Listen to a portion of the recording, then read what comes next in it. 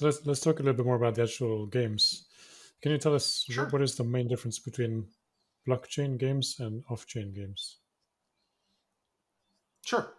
So for me, the primary difference between sort of we'll call it blockchain gaming and quote unquote conventional gaming, okay, is the concept of ownership, okay, and your freedom to do as you choose with your assets in those games. Um, everybody here has been everybody here has been a gamer forever, right? Like, what was the first game that you guys remember playing? For me, it was Lemmings. Lemmings, nice Yeah, deep cut. Little I little think little blue haired bastards blowing up yeah. all over the screen when you get to the end.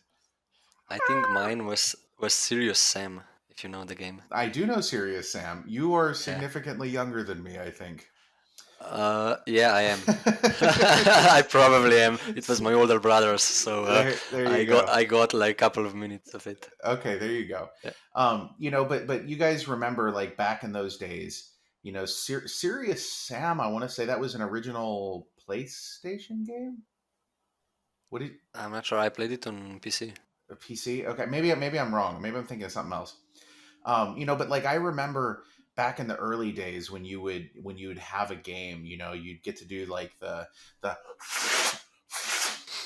click click click click click click thing, and you're starting up Zelda, and uh, get everything plugged in. You have the cables going to the front of the TV, and like you actually held the game in your hand, right?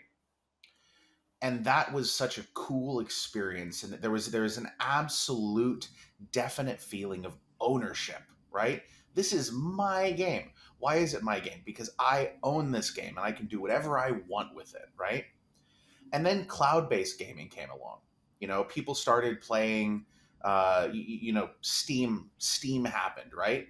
I think the first time I installed a game from Steam, which was Half-Life 2, I believe.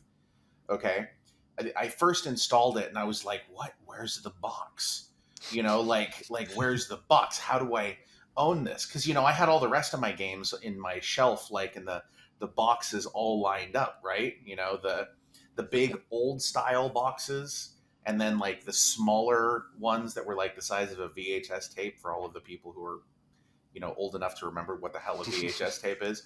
And it was like this feeling of like ownership, like this is my stuff. And then you install something digitally for the first time, and you're just like, well, where's the game? I don't understand. Where's the game?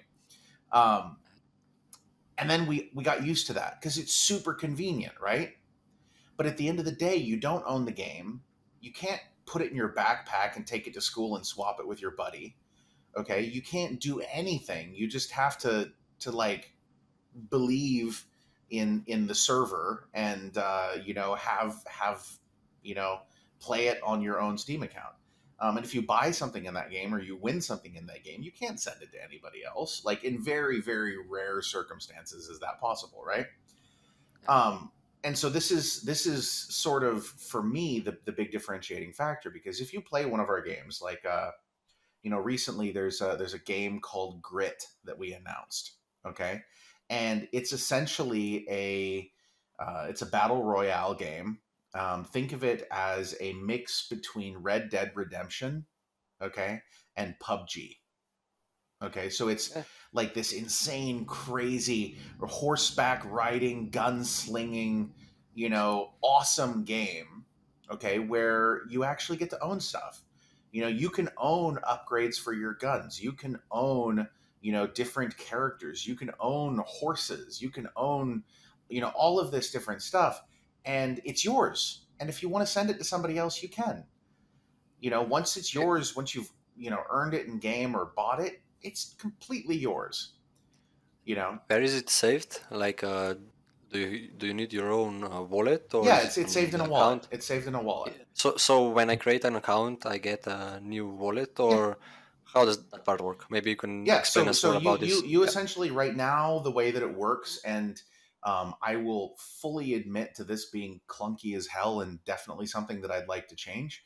But right now, you go through a wallet creation process. One of the things I was literally just talking about this morning is transitioning to a more Web3 sort of native process where it's not you don't have to create a wallet because you will already have your wallet and you're just connecting to the site.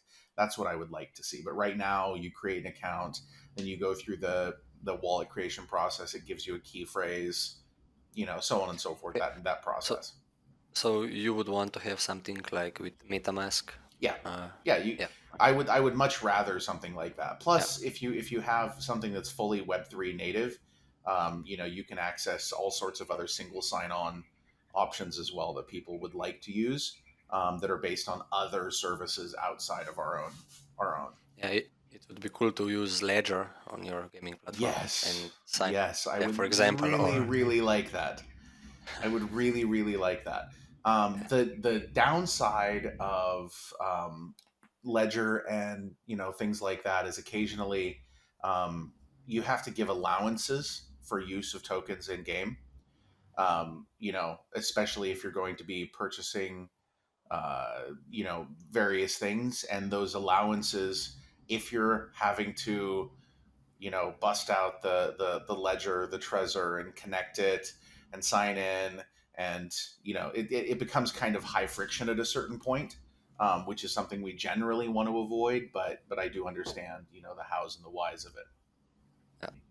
You want to have it like you were saying earlier, like you put a game in your backpack and you can just swap it with your friend. Yep, The same I kind of would thing, love but that. yeah.